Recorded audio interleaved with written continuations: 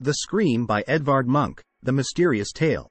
The Scream by Edvard Munch is perhaps Munch's most famous painting and is generally considered to be the precursor to the Expressionist movement.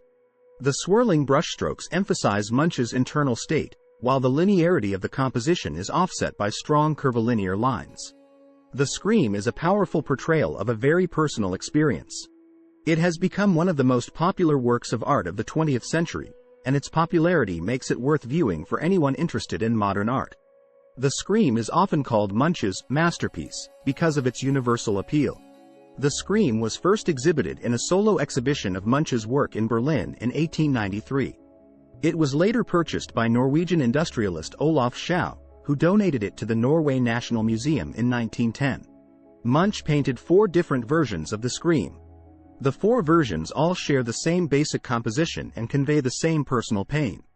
The Scream by Edvard Munch was created after an incident on a bridge in 1884 when Edvard Munch was struck by a wave of anxiety.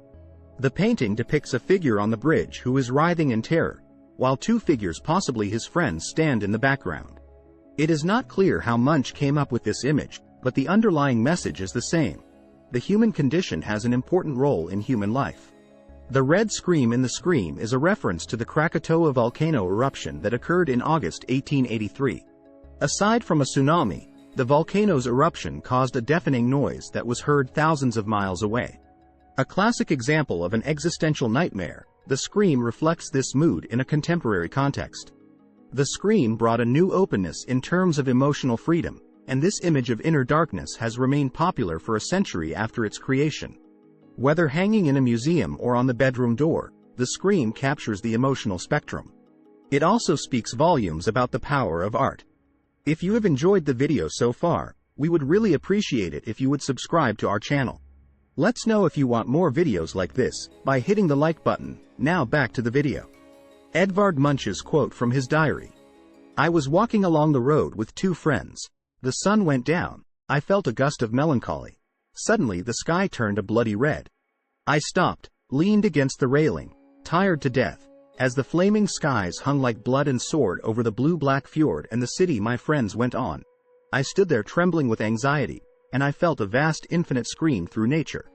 Edvard Munch found his inspiration to paint the Scream in a landscape near Oslo. In 1893, Munch created his first version of the Scream and completed the final version in 1910. In his book published in 1900, he described how he almost went insane. In the painting, the unidentified figure is left to his depressive thoughts. After he experienced a wave of anxiety, he decided to rest. There is an interesting relationship between the foreground and background figures in the Scream by Edvard Munch. One can read the implication that the lone female figure represents the frustration and sexual depression Munch suffered in his adolescence. Another connection is with Munch's diary entry, which details the underlying struggle and anxiety that inspired the eerie, mysterious painting. A sense of balance is one of the most important aspects of the painting. The black and gray of the foreground are offset by the rich red and orange of the background. The sweeping, chaotic lines of the landscape and sky are balanced by the straight, harsh lines of the bridge. The Scream has been the target of 2 thefts. One was recovered after the painting was stolen, while the other 2 paintings were later sold. In 2012, a pastel version of the painting was sold for $120 million United States dollars. The 1910 version of the Scream was stolen from the Munch Museum in Oslo. Despite the crime, the painting was returned within 3 months. Then in 2004, gunmen broke into the Munch Museum and stole the paintings. The art world took notice. The Norwegian police had a reward offered for the return of the masterpiece. The art experts worried that the stolen work would damage the art piece. A ransom note demanding $1 million was later discovered. In a sad twist, the thieves left behind a dead police officer.